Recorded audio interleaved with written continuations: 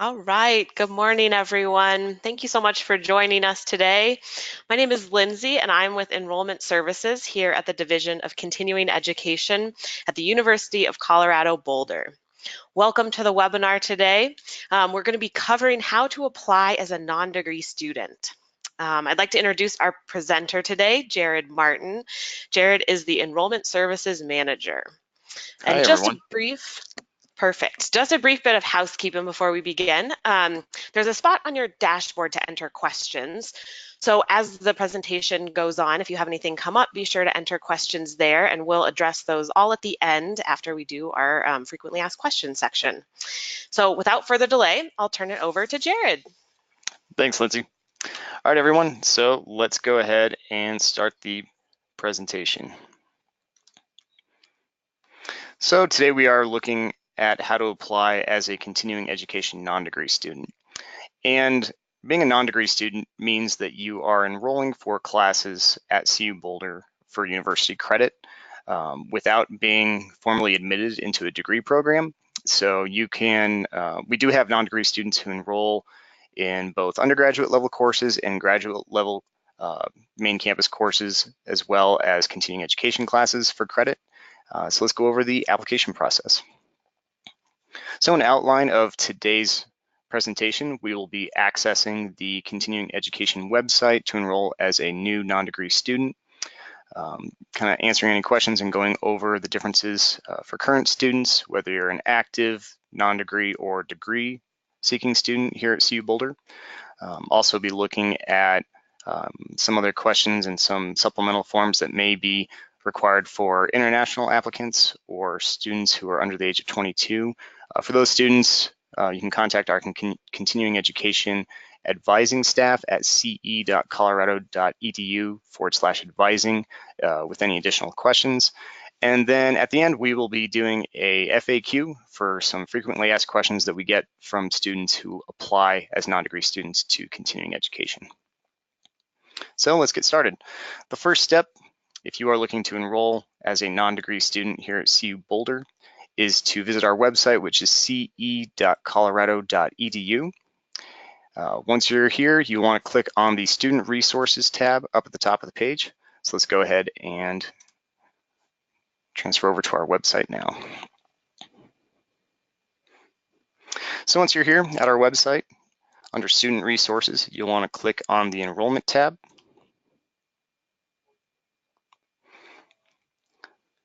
Once you're there, if you are new, you will click New Students. This is for students who have never completed any classes at CU Boulder, whether through continuing education previously or as a degree student through main campus. So for today's presentation, we will go ahead and complete a fall 2018 online enrollment application. We do still have the summer 2018 online enrollment application for a few of our online courses that are still available. But for today's presentation, let's go ahead and select fall 2018. Now for first-time users, you will be able to create an account.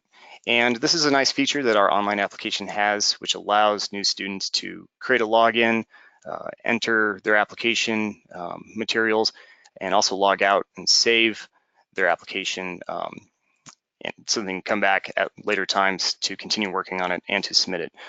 So it's not a single sign-on process. You have the ability and flexibility to go in, start an application, enter your information, leave or log out if you need to, and then come back later. If you are creating an account, it will prompt you to enter an email address, your first and last name, and your birth date. So I've already created a student account for this application, so I'm going to log in with my previous student information.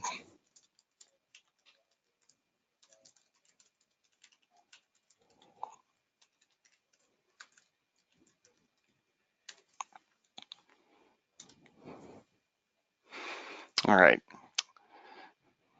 so I've logged in for my fall non-degree application, and let's go ahead and open it.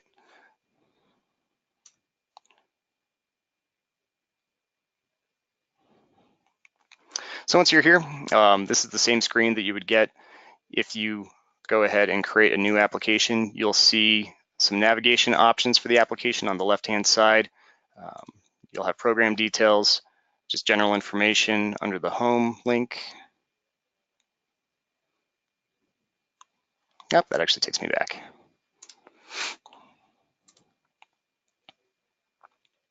Again, once we're here, you'll see the program details. Under program, you can select non-degree undergraduate or non-degree graduate.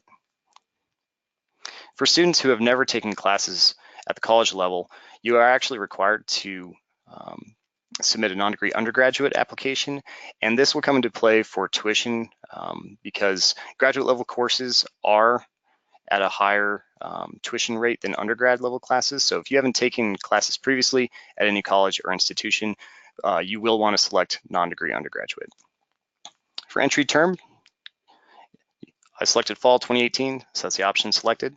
So let's go ahead and click continue to look at the application. Again, you'll see personal background information is required, name, addresses, email address, telephone numbers. If you have a military affiliation, you can also enter that. Also citizenship information as well. On the left-hand side, there are other features of the application that students must enter, such as emergency contact information, enrollment eligibility questions, academic history, unofficial test scores, conduct, residency, and then the official signature. So let's go ahead and look at some of these other features of the application.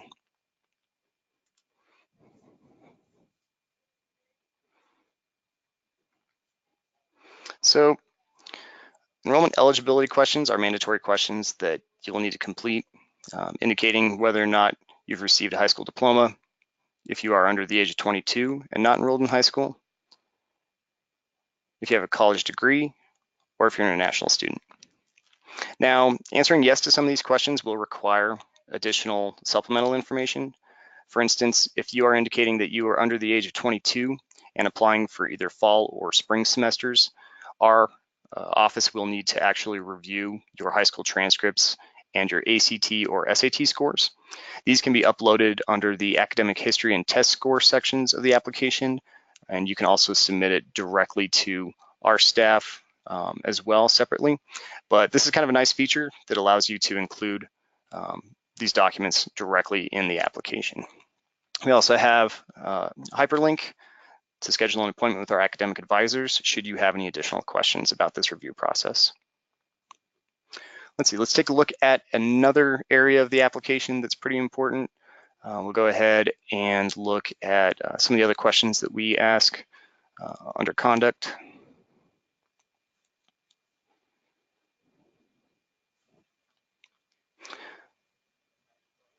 So we do ask for disciplinary history or criminal history. And if you answer no to these questions, based off of the information provided in the prompts, it won't require any additional supplemental information. However, let's say you do have some disciplinary history on file. It will prompt you to provide all information relevant to any incident you have, and that'll automatically be included in the application for review.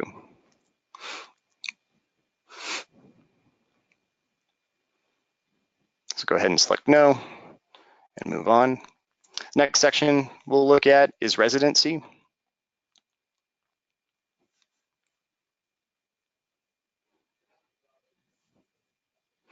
So students who are claiming to be residents of the state of Colorado are required to provide evidence of legal domicile. And we do provide some questions here that you'll want to answer if you do believe that you qualify for in-state tuition.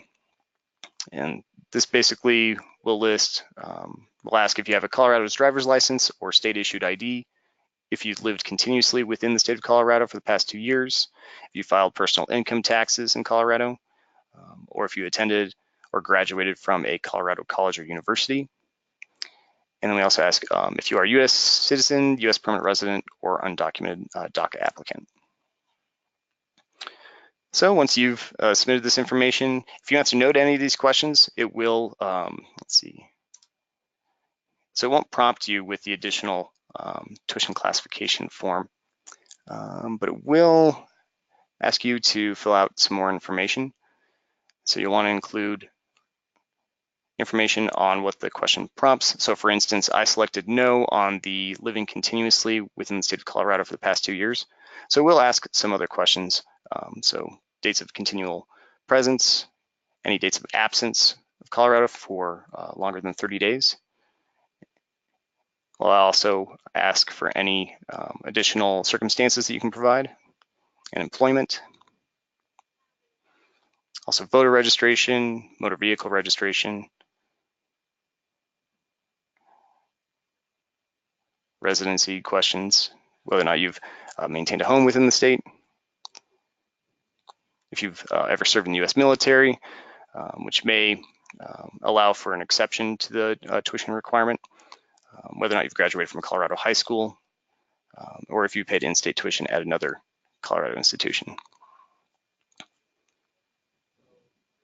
Cool, so go ahead and select yes, and as you can see, those questions will disappear. Once you've completed the application materials, it will ask for an official signature.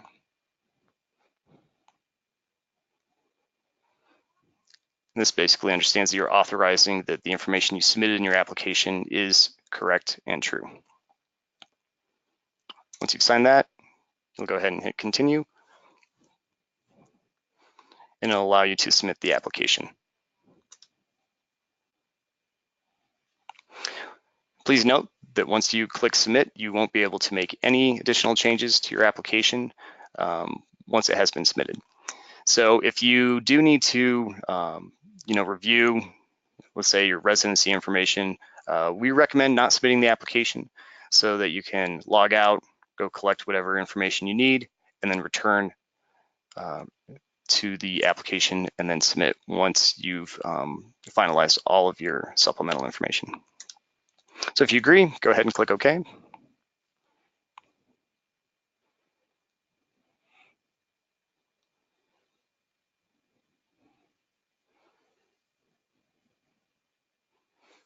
And then you will get a confirmation on the website, an additional email that indicates that your application has been submitted to our office. We also include our contact phone number should you have any questions on your application status. And we also have a reference number, which we recommend retaining.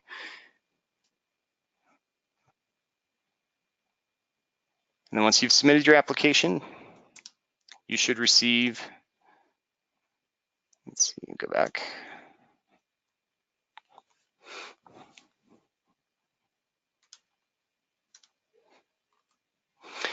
So once you've submitted your application, you should also receive a confirmation e-bill, just like this.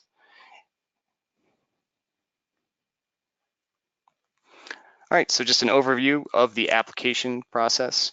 We located the online enrollment registration form through our website, which is ce.colorado.edu/resources. We completed the application and then touched on required supplemental forms that may be required depending on your particular situation. So now let's go over some frequently asked questions that we get.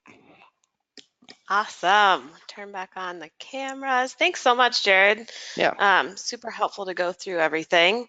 So the first question is going to be, are there application fees for our application? So that's a good question. We do not require an application fee for our non-degree application. So as you can see, when I went through the process of completing the non-degree application, it did not actually require an application fee. Perfect. How long does it take for an application to be processed? That's a good question. So typically we say 1 to 2 business days for an application to get processed through our office.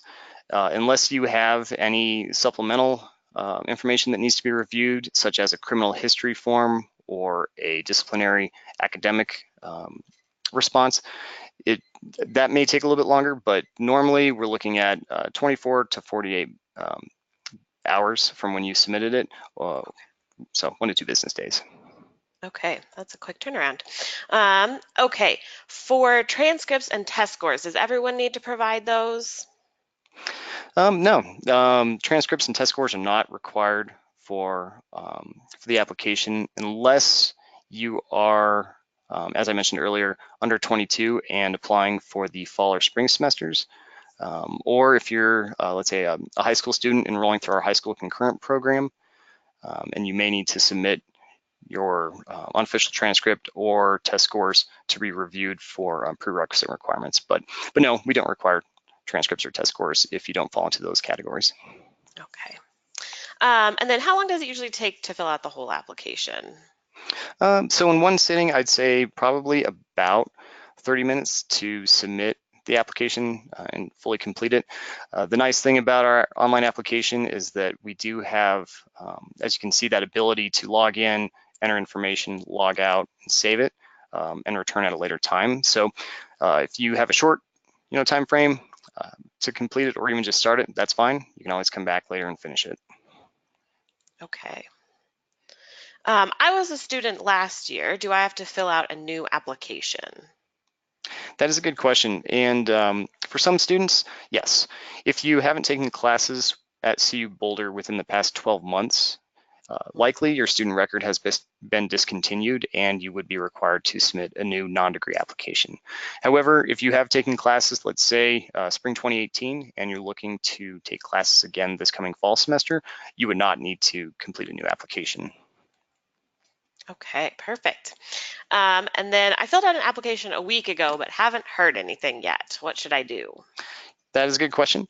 Sometimes we do get a little busy, especially before the semester starts. But if it has been a while since you've submitted your application, let's say a week or so, we recommend calling our office or contacting our office by email. Our enrollment services office can be reached at 303-492-5148 or by email at ceregistration@colorado.edu. Awesome.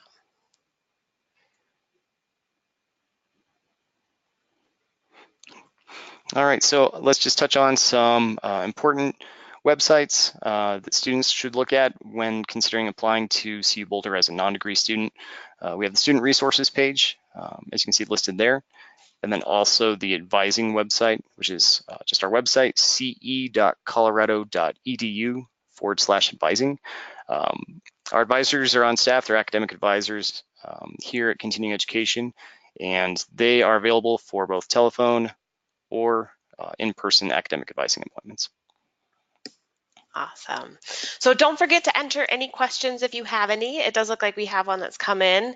If I have an undergrad degree, I'm going to register for both undergrad and grad level courses. Should I select undergrad or grad on the application form? That And is then a will good that affect tuition? That is a good question. So undergraduate level courses are billed at an undergrad rate. However, if you are indicating that you are a graduate level student, you will be charged graduate level tuition for either undergraduate level courses or graduate level courses. So students who find themselves in that situation where they may be taking both undergrad and graduate level courses, we recommend applying as a non-degree undergrad student. Awesome. That's great. All right. Well, thank you everyone for joining us today. Thank you so much to Jared. And then if you have any additional questions, be sure to jot down that number on the screen and that email address, 303-492-5148. And then the email address is ceregistration@colorado.edu. And we'll be able to help you with any of your individual questions you might have. Thanks again, everyone. Cool, thanks.